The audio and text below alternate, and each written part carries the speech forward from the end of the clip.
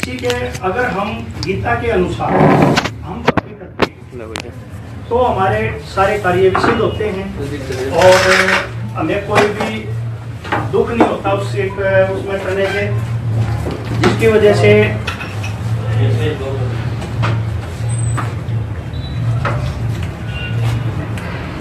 वजह से हमारे देश में जैसे कि डकैती है, चोरी है, बलात्कार हैं, ये सारी घटनाएं को उबारा मिलता हुआ आ रहा है।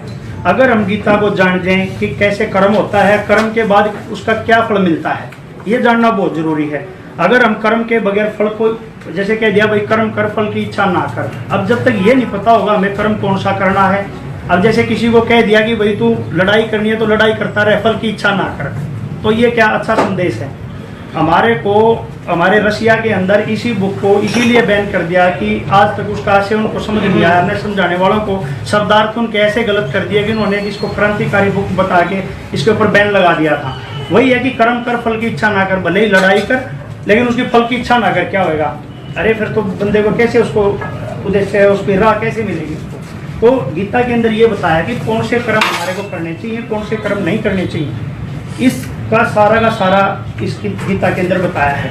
दूसरा, जो हमें देवी देवताओं की जो हमने भक्ति करते हैं, अब भक्ति हमें किसकी करनी चाहिए ये भी गीता ने बताया है कि किस भगवान की, किस देव की भक्ति करने से हमें क्या लाभ मिलता है, किस देव का क्या सतर है। इस गीता के अंदर यही बताया जो संत रामपाल जी महाराज ने गीता के अंदर दिखाया है, बताया तो छोड़ो दिखाया है। और ये जैसे जयदाल गोविंद का जी ने लिखी हुई है या वेद व्यास जी ने इसको स्टार्टिंग में इसके जो राइटर हैं तो इन्होंने इसको लिखा है, उन्होंने तो सिर्फ इनके जो पार्ट हैं वो जोड़ के दिखाए हैं कि भाई ये देखो ये ऐसे गाड़ी बनती है, ये पार्ट अलग अलग रखे हैं, वो इनके विरोधी नहीं है। संत रामपाल जी महाराज ने कभी भी किसी देवी देवताओं के बारे में ऐसा नहीं बोला कि उनकी भक्ति ना करो। परमात्मा उन्होंने बताया है कि ब्रह्मा 3 लोक का राज है, ब्रह्मा विष्णु महेश, प्रथम इनकी वंदना फिर सुन सतगुरु उपदेश। उन्होंने बताया कि जितनी पावर के ये देव हैं उनको उतना ही जांचा जाए, उतना ही कहा जाए।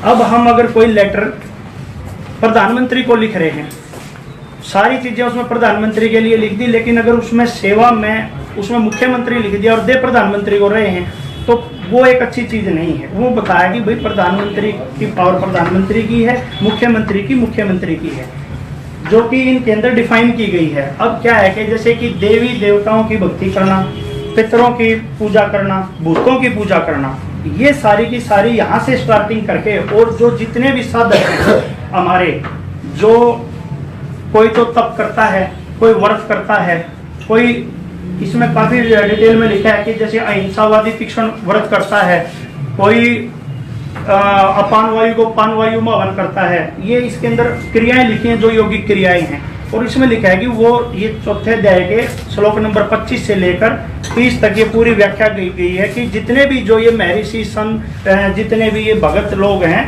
वो अपनी साधना को इसमें उत्तम मान के करते हैं कि भाई मेरी जो साधना है मैं बहुत अच्छी कर रहा हूँ, अगर व्रत कर रहा हूँ तो बहुत अच्छा कर रहा हूँ, अगर मैं मंदिर में जा रहा हूँ पूजा करने तो वो भी बहुत अच्छा कर रहा हूँ, तो वो क्रिया हैं। लेकिन चौथे अध्याय के जो 32वां श्लोक है उसके अंदर इसमें क्लियर लिखा है कि भाई जो ये धार्मिक क्रियाएं जो करनी चाहिए ना, अनुष्ठान जो करने चाहिए, वो तो सच्चिदानंद घन ब्रह्म मतलब पूर्ण परमात्मा की मुखारविंद उच्चारित वाणी में विस्तार से कहे गए हैं, वहां लिखे गए हैं। ये तुम लोग वहां से इसको देखो। और वो बताएगा कौन? फिर चौथे अध्याय के 34वें श्लोक में लिखा है कि वो तत्वदर्शी संत बताएगा, उसकी खोज करो भाई तुम। जब तक वो संत नहीं मिलेगा वो उसके गुण रहस्यों को नहीं बताएगा, क्योंकि जो सृष्टि रचना को नहीं जानता वो गीता को, वेदों को, पुराणों को वो बिल्कुल भी नहीं खोल सकता। क्योंकि ये एक हिस्ट्री समझो आप, सृष्टि रचना से लेकर और आज तक की हमें देवी देवताओं से लेकर जो नीचे तक की हम भक्ति कर रहे हैं, हम पार कैसे हो सकते हैं, ये पूरी विधि है, पूरी की पूरी विधि है। कोई तो उसमें से बीच में से पकड़ के पार्ट चालू हो गया है, कोई कहीं से पकड़ के उसको चालू हो गया है। अब ये बताया संत रामपाल जी महाराज ने वेदों, पुराणों और गीता के आधार पर कि भाई दिखाया है कि उनमें लिखा हुआ है, ये आप लोग पढ़िए। आज तक हमने किसी ने भी ये पढ़े नहीं, सिर्फ ये बात जान ली कि भाई संत रामपाल जी महाराज तो है ना देवी देवताओं की भक्ति को मना करते हैं, हिंदू धर्म के सभी, जैसे अब गीता को भी है, लेकिन गीता के सबसे बड़े समर्थक वो हैं जो गीता बता रही है, अगर हम किसी को नहीं बता पाए वो चीज़, आपने किसी को बता दिया, ये पैसे उसको दिया, किसी और को दे देता है, तो उसका वो विनाश ही हो गया किस्म से। तो उसका अर्थ सही निकलना चाहिए और सही अर्थ निकल के सही समाज में जाना चाहिए। आम इंसान को सिंपल भाषा में उसको बताना चाहिए ताकि उसको समझ आ जाए और वो उसके अनुसार चले, जिससे अपराध वगैरह सब कुछ खत्म हो जाए। तो वो संत की इसके अंदर बताया कि वो संत बताएगा कि वो उस जो चौथे अध्याय के 32वें श्लोक में लिखा है कि भाई वो सच्चिदानंद घन ब्रह्म की मुखारविंद वाणी में वो कौन से धार्मिक कर्म और अनुष्ठान करने चाहिए, वो इन्होंने किसी ने बताए नहीं है, वो उन्होंने बताया और उसको सूक्ष्म वेद कहते हैं। अब इसमें पूर्ण संत की पहचान भी बताई है। आज जैसे पूरी बाढ़ आ गई है संतों की, 2-4 अक्षर जिसने भी सीख लिए या संस्कृत धारावाहिक बोलनी आ गई। संस्कृत एक लैंग्वेज है, संस्कृत एक लैंग्वेज है, कोई जैसे इंग्लिश लैंग्वेज है, ऐसे संस्कृत है, हिंदी में है। इसका काम है सिर्फ अपने विचारों को दूसरों तक बताना, अगले को समझ आ जाना चाहिए। जैसे मैं आपको बता रहा हूँ, आपको समझ आना चाहिए। चाहिए हरियाणवी भाषा है कि भाई ये बताना क्या चाह रहे हैं। अब इस गीता के अंदर भी भगवान क्या बताना चाह रहे हैं, हमने सिर्फ इतना बताना है, और वो चाहे संस्कृत लैंग्वेज है, चाहे हिंदी है, चाहे वो इंग्लिश है। अब इसके अंदर बताया है, उस संत की पहचान बताई है कि भाई अब आप ये तो बता दिया कि वो संत बताएगा, तत्वदर्शी संत। अब वो तत्वदर्शी संत, इतने संत हैं आज पूरे समाज में, सब एक से एक दिखते हैं। अब हम कैसे पहचान करेंगे भाई ये तत्वदर्शी संत है, ये तत्वदर्शी संत है, ये हम कैसे पहचान करें। ये समाज के लिए सबसे बड़ा एक वो हो गया, जिसके पास भी बहुत ज्यादा समर्थक चले जाते हैं, समझते हैं भाई ये उतना ही बड़ा संत हो गया है, पर ऐसा नहीं है। इसका जो पैमाना है, हमारा फीता है, वो है हमारे वेद और सदग्रंथ। गीता है, वेद हैं, हमारे पुराण हैं, क्योंकि जो वो बताते हैं वो भी इन्हीं से पढ़ के बताते हैं, और हम उनकी ये मान लेते हैं कि इन्होंने पढ़ के बता दिया, हमने उसको एज इट इज आचरण कर लिया कि भाई इन्होंने जो बताया वो सत्य बताया है। लेकिन आज हम सब समाज शिक्षित है, पढ़े लिखे हैं, हम खुद भी सदग्रंथ हमारे पास हिंदी में अवेलेबल हो गए हैं, तो हम पढ़ के बता देख सकते हैं कि भाई इसमें वास्तविकता ये चीज़ है कि नहीं है। फिर जिसने पूरी हिस्ट्री का पता है, ज्ञान है ऊपर से नीचे तक सृष्टि का कि कैसे बनी, शुरू में कौन भगवान था, फिर देवी देवता कहाँ से आ गए, ये ब्रह्मांड कैसे रचे गए, ये सृष्टि में हम यहाँ पे क्यों तो जन्म लेते हैं, क्यों 50-60 साल के हो गए मर के, 70 साल के हो गए मर जाते हैं, हम कहाँ से तो यहाँ आते हैं, कहाँ चले जाते हैं। तो ये सारी की सारी जो है गीता के अंदर ये बताई गई है कि भाई वो तत्वदर्शी संत बताएगा, उसकी पहचान गीता में बताई है। गीता जी अध्याय आगे स्टेप क्या होगा, अगला स्टेप क्या होगा? देखिए इसमें थोड़ा आप समझ के सारी चीज, तो अगला स्टेप आप किसको, किसी को मिलेंगे या किसी को? पहली चीज़ तो अभी आप 2 मिनट का टाइम हमें ज़रूर दें। एक तो उन त्रुटियों का उल्लेख करना अनिवार्य है। कैसे करेंगे? अभी करेंगे, अभी हम आपको प्रेस नोट देंगे, डॉक्यूमेंट्री के टाइप से भी और बताएंगे। हम प्रधानमंत्री जी को, मुख्यमंत्री जी को और सभी जिलों के जितने भी डीसी हैं उनको हम ज्ञापन दे चुके हैं, और कुछ को देना बाकी है, और उनमें हमने सभी स्पष्टीकरण दिया है, अध्याय, श्लोक नंबर और त्रुटि, और वो आपको भी प्रोवाइड करेंगे।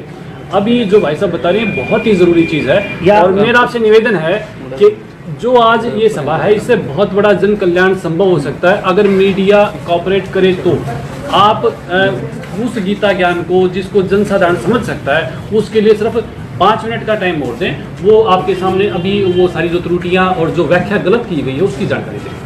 अब ये तो देखो, आप पत्रकार भाई हैं, आप लोग भी एक मनुष्य जन्म में हैं, आप लोगों के भी लिए इतना इम्पोर्टेंट है ये, हमारे लिए सिर्फ इतना इम्पोर्टेंट नहीं है कि भाई हम अपना यहाँ पे शूट किया और हम निकल गए। ये एक ऐसा आध्यात्मिक ज्ञान है कि हर जीव को ये जरूर सुनना चाहिए।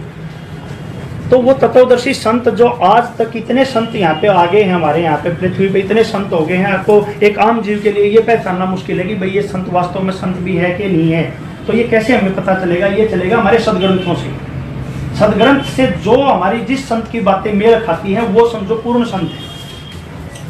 और इसके अंदर बताया है गीता जी अध्याय नंबर 15 के श्लोक नंबर 1 से लेकर 4 तक, उसका पूरा विवरण बताया कि अर्जुन ये उल्टा लटका हुआ संसार रूपी वृक्ष है, घोड़े जैसा मजबूत पीपल का वृक्ष है।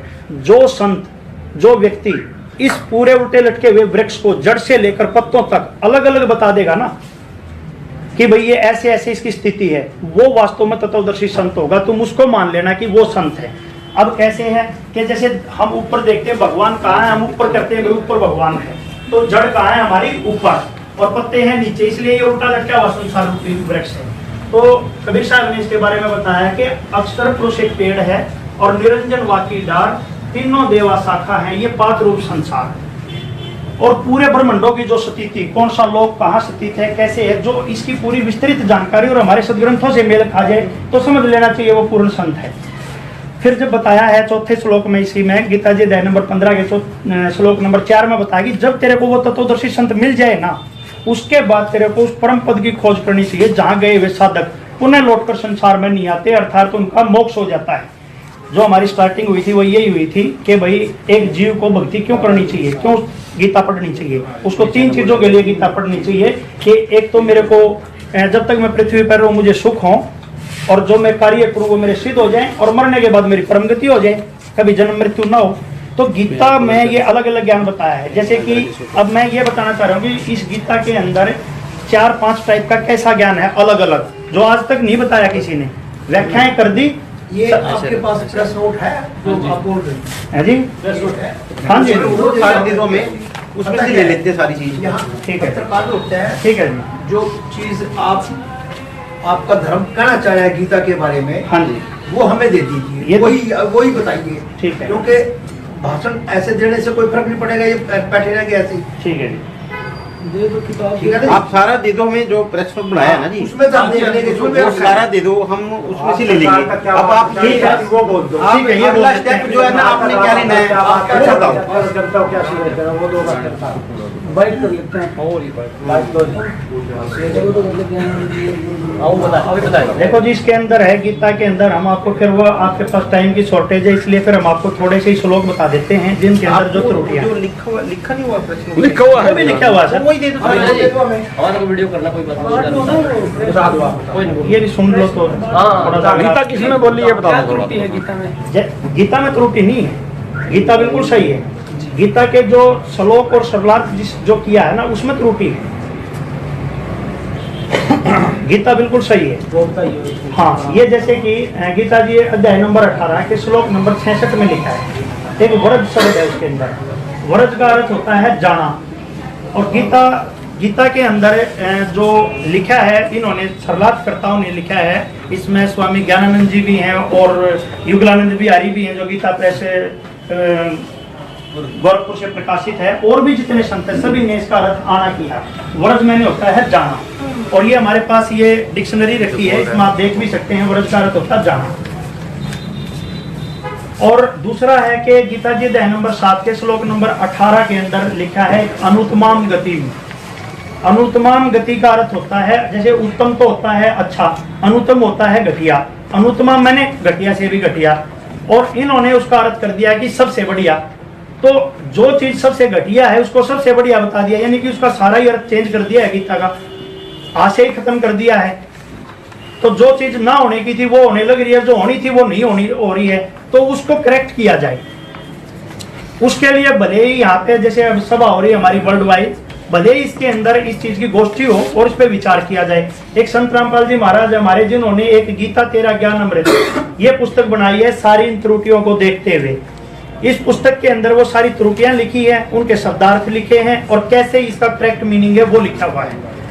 तो आप उस चीज को इस उन संतों को भी यहाँ पे बुलाना चाहिए, संत रामपाल जी महाराज को भी इसके अंदर आमंत्रित करना चाहिए, क्योंकि ये गोष्ठी एक धार्मिक है और उन्होंने भी गीता लिखी है, गीता का विवेचन किया है, और बाहर से आ रहे हैं यहाँ पे पूरे के पूरे वर्ल्ड से, तो उनको भी यहाँ बुला के एक आमंत्रित करना चाहिए। वो संत हैं, भले ही उन पे केस लगाए, लेकिन अभी कोई साबित हुआ नहीं है किसी भी टाइप से, किसी भी तरीके से। और हमने इसके लिए हाई कोर्ट के अंदर भी पिटीशन डाली है इसकी, कि भाई इस तरीके की ये चीजें गीता के अंदर जो है ना शब्दार्थ गलत किए गए हैं। गीता बिल्कुल सही है लेकिन शब्दार्थ गलत है उसमें। और भी है, जैसे गीता जी अध्याय नंबर 4 का श्लोक नंबर 32 है, उसके अंदर लिखा है ब्रह्मण्य मुखे, जिसका इसके अंदर लिखा है कि वेद की वाणी। और इसी गीता के अंदर 17वें अध्याय के 23वें श्लोक में लिखा है कि वही ब्रह्मण्य मुखे है, जिसमें लिखा है कि वो सच्चिदानंद घन ब्रह्म की वाणी, वो करेक्ट शब्द है उसके अंदर। वहां पे वेद की वाणी आने से वो समझ ही नहीं आएगा, वो पूर्ण परमात्मा की उच्चारित वाणी है। तो ऐसे कई शब्दार्थ हैं जो इसके अंदर इन्हीं की बुकों में ही वो त्रुटियां हैं, और सामने लिख रखी है भावार्थों में, कहीं ठीक लिख दिया कहीं गलत लिख दिया। जो समझ में आ गया वो ठीक लिख दिया, जो नहीं आया उसका अपनी मर्जी से शब्दार्थ कर दिया, जिसकी वजह से उस गीता के कंप्लीट वाक्य का आशय ही चेंज हो जाता है। तो कृपया करके वो ठीक करें, ये हम इसके द्वारा बताना चाहते हैं। कोर्ट में कौन सा मामला लेके गए हैं आप लोग? इसी मामले को कोर्ट में लेके गए हैं और ये जो जनता के लिए बहुत ही बुरी बात है और हम ये चाहते हैं कि उन संतों का निर्णय किया जाए जिन्होंने गलत अनुवाद जनता को दिया है। आप ये समझते हैं कि किसी को मिसगाइड करना बहुत गलत है, अब संस्कृत भाषा जनता परिचित नहीं है, जो परिचित है वो उसका अनुवाद गलत कर रहे हैं, तो उनको कोर्ट दंडित करे और जनता तक गीता ज्ञान का शुद्धिकरण करके जनता तक वो पहुंचाया जाए, इसके लिए हम कोर्ट में। आप ये कहना चाहते हैं कि एक ही शब्द का इन्होंने अलग अलग जगह पे अलग अलग अर्थ किया है जी, और वो जो प्रेस नोट में आपको मेंशन भी किया है हमने, और ये प्रमाणित भी है कि आप सही कह रहे हैं कि इसमें वो किया है। हाँ, उसके लिए हम नैतिक जिम्मेदार भी हैं और अगर प्रमाण यहाँ चाहिए तो यहाँ भी हमारे पास किसी भी दिन चाहिए तो उसके लिए हम जिम्मेवार हैं। हमारे पास ये बिल्कुल टैग्ड सदग्रंथ हैं, सारे पुराण वेद तक हमारे पास यहाँ रखे हैं। अगर आप एक भी चाहो तो हम खोल के दिखा सकते हैं प्रमाण के साथ, जैसे कि ये है शब्दकोश संस्कृत का, और ये कहाँ से ये है आप देख सकते हैं। इस शब्द संस्कृत कोश के अंदर ये लिखा है वर्ज का अर्थ होता है जाना, आगे बढ़ना, जाना, ये लिखा हुआ है। और अगर हम इसी का अर्थ अगर हम अपनी संस्कृत के अंदर देखते हैं, इसमें देखते हैं गीता के अनुवाद के अंदर इसी वर्ज का अर्थ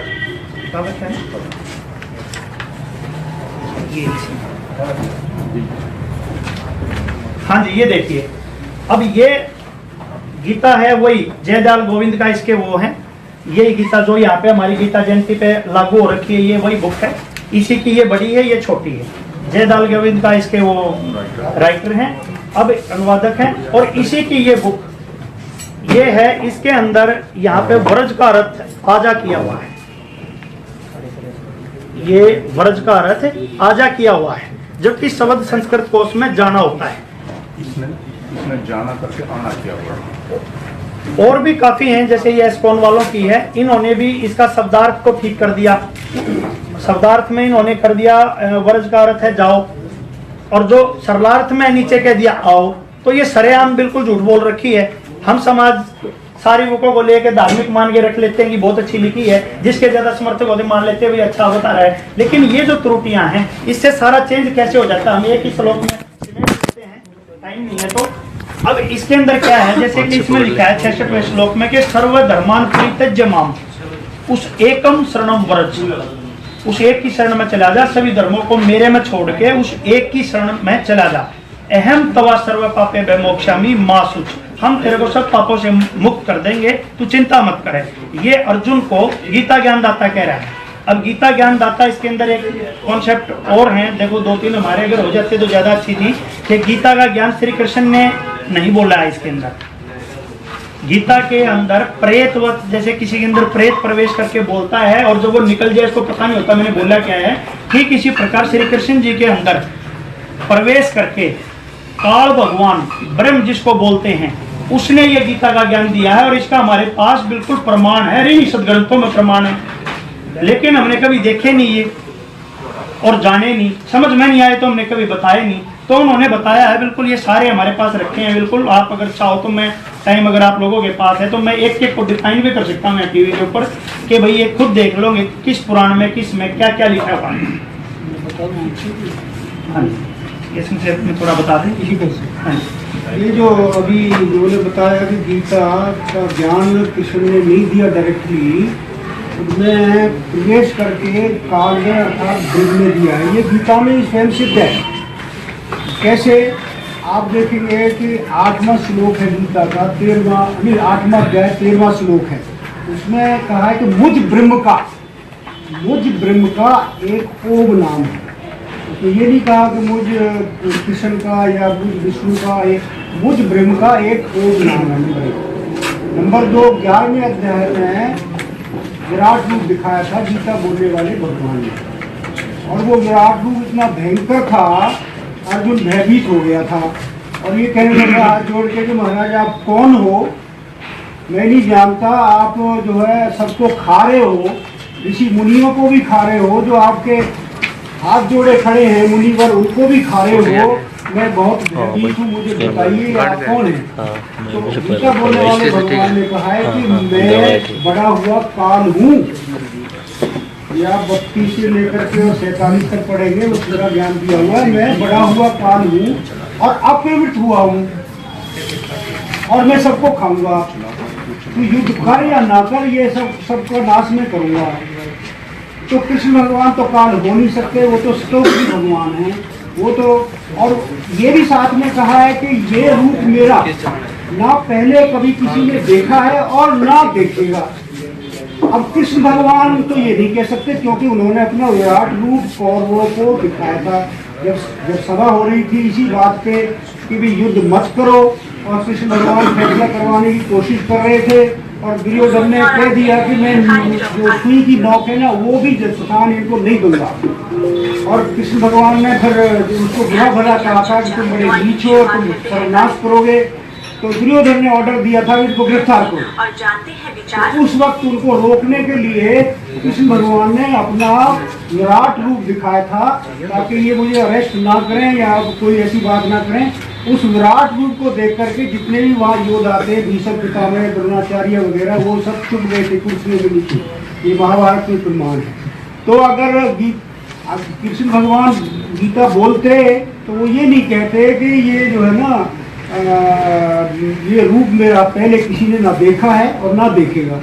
तो कृष्ण भगवान तो अपना विराट रूप पहले ही दिखा चुके थे, तो ऐसा कहना कोई वो नहीं था। इसी तरह और भी बहुत सारे प्रमाण हैं, पुराणों में हैं, आपके वेदों में है, जहाँ ये सिद्ध होता है कि ये ब्रह्म ने गीता बोली है, वेद भी ब्रह्म ने ही बोले हैं।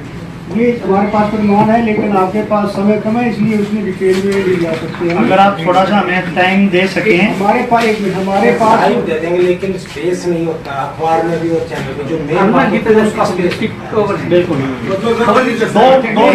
हम ये भी चाहते हैं कि आप समझे, आपको जो किताब दी जाएगी या दे दी होगी तो उसको पढ़ें। नहीं, आपको एक सीडी दी जाएगी, सब पूरी जानकारी जो भी बोला गया है वो सारी DVD भी डिटेल में दिया जाएगा। आप आराम से पढ़िए, देखिए, सबको देंगे। आप गीता के बारे में भाई साहब एक तो ये किताब है, सरकार ने जो गोष्ठी में बड़े बड़े संत बुलाए हैं, सतलोक आश्रम को निमंत्रण नहीं दिया, उस पर 2 लाइन दिया।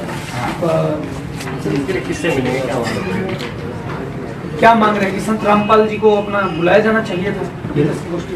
आप ये देखें कि जिनको बुलाया जा रहा है क्या वो गीता पैमाने पर संत हैं या नहीं है। अब आप ये देखें कि मैं आपके सामने अगर कोई पुलिस की वर्दी में आके खड़ा होता हूँ तो वो मेरा गलत है, ऐसा मैं कानून तोड़ रहा हूँ। इसी प्रकार जो आध्यात्मिक जुर्म है वो सरकार कर रही है। वो जुर्म क्या है कि संत की परिभाषा गीता जी में है और गीता जी का ज्ञान ही प्रसारित कर रहे हैं और फिर संत को नहीं बुला रहे हैं। गीता अध्याय 15:1-4 में जिस संत की परिभाषा है और आप जिसको बुला रहे हो, अगर वो उसके पैमाने पर ठीक है तो ठीक है, और अगर वो नहीं है तो वो संत नहीं है। वो आराम से दर्शक दरगाह में बैठे और संत के विचार सुने।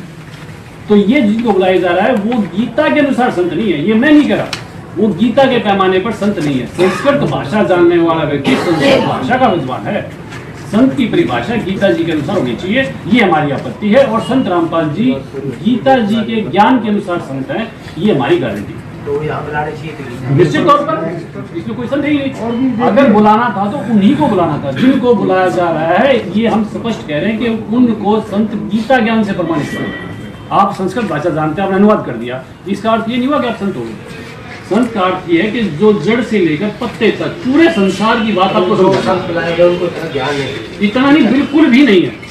हमारे जो महाराज जी हैं वो जो आप ये कहना चाहते हैं कि जो अभी आमंत्रित किए जा रहे हैं वो सिर्फ उसका अनुवाद ही बता रहे हैं, उनको उसका ज्ञान नहीं है। अनुवाद में भी आपत्ति है, वो भी व्याख्या गलत कर रहे हैं और अनुवाद भी गलत कर रहे हैं। अब देखिए इसका असर क्या है, जो त्रुटियां हैं। एक बोलो पता ऐसे ऐसे हम चैनल नहीं, मैं क्लेरिफाई करना चाहता हूँ, सप्लीमेंट कर रहा हूँ। इन्होंने जो कहा वो भी ठीक है, एडिशन टू दैट आप गीता में अर्थ जो गलत करेंगे तो उससे भावार्थ भी बदल जाएगा।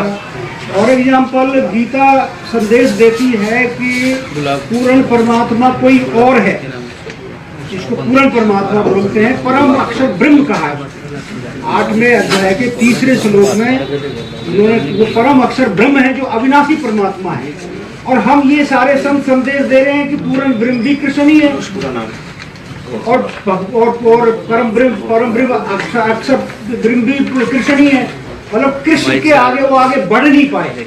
जबकि हमारे सारे शास्त्र बोलते हैं कि गीता खुद बोलती है 15वें अध्याय के 16वें श्लोक में 3 प्रकार के भगवान होते हैं, अक्षर पुरुष, एक अक्षर पुरुष, और ये तो अविनाशी नहीं है, ये नाशवान है। और 7वें श्लोक में ये कहा है कि उत्तम पुरुष है तो अन्य, उत्तम पुरुष कोई और है जिसको पुरुषोत्तम बोलते हैं, वो अविनाशी परमात्मा है। एक ये देखिए जी, छोटा सा प्रमाण दिखा रहे हैं हम आपको। एक ये स्वामी ज्ञानानंद जी की अपनी वो है गीता, जो अभी यहाँ पे चल ज्ञानानंद जी इसके अंदर वो कर रहे हैं, जो अपने स्कीम जी के, हाँ जी, ये ज्ञानानंद जी की बुक है गीता प्रेरणा।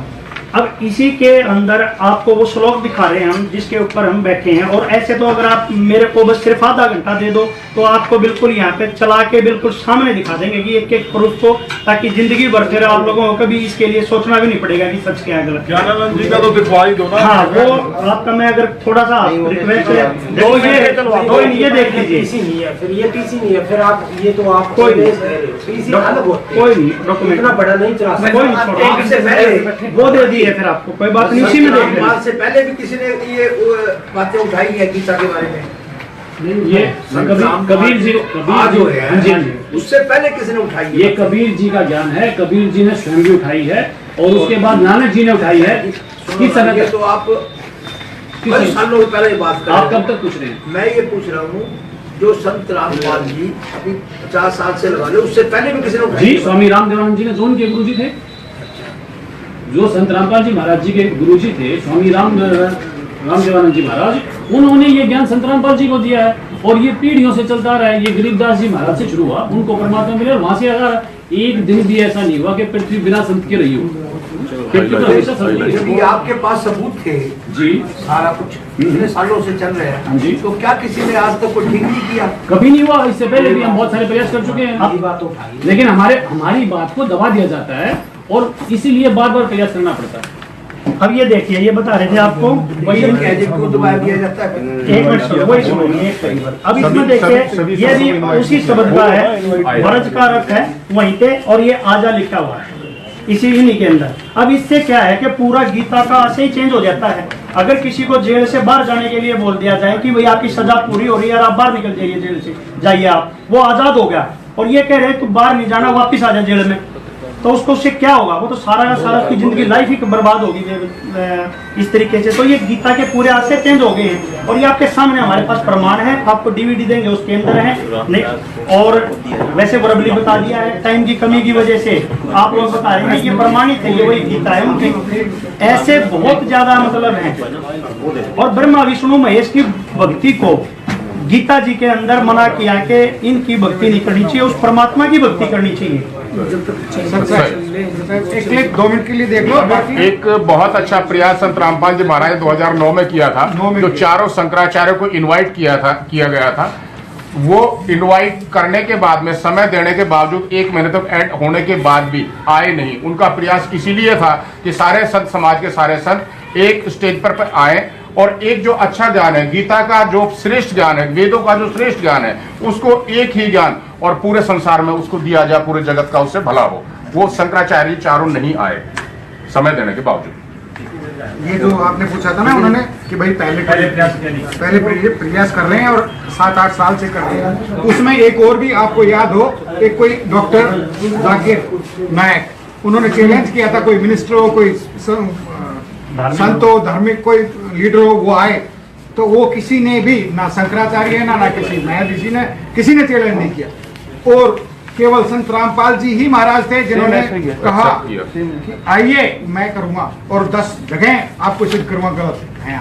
इसका कोई प्रूफ है आपके पास? आप दिखा बिल्कुल है, आएगी सीडी में आप, क्योंकि आपको टाइम कम है, हम सीडी देंगे, आपके वही दे देंगे जी। प्रेस नोट में लिखा, हाँ वो ना प्रेस नोट में ये नहीं लिखा जी, ये सीडी देंगे आपको, सीडी दो भाई। किस चीज की? ज्ञानानंद वाली है, दूसरी सीडी सारा हम आपको वीडियो भेज देंगे शाम को। एक्सक्यूज मी सर, यूट्यूब पर ज्ञानानंद, और ये इसका ड्यूरेशन कितना है? ये 2010 में 12 मार्च तारीख होती है इसके लिए, और इसको जी न्यूज और आज तक चैनल पर एडवर्टाइज किया हमने, एक तरफ तो हमने जाकिर नाइक की उस बात को लिया और दूसरी तरफ उस चीज को एक्सेप्ट किया कि अगर आप चैलेंज कर रहे हो तो हम इसके लिए तैयार हैं। आप वेदों की बात छोड़ो, कुरान में आपसे बात करेंगे। जो उसका ड्यूरेशन पूछ रहे कितना 2010 चैलेंज प्लीज जी। डॉक्टर जाकिर नाइक ने चैलेंज किया है, क्या आपके पास प्रूफ है और वो कितनी देर का है? अगर हम उसको अगर सर क्या चलो भाई वो कॉन्सेप्ट ही बदल जाएगा क्योंकि यहाँ पे गीता की चर्चा हो रही है। चला तो उसमें क्या दिक्कत है? डीवीडी आपको डीवीडी वेटिंग आज ही चले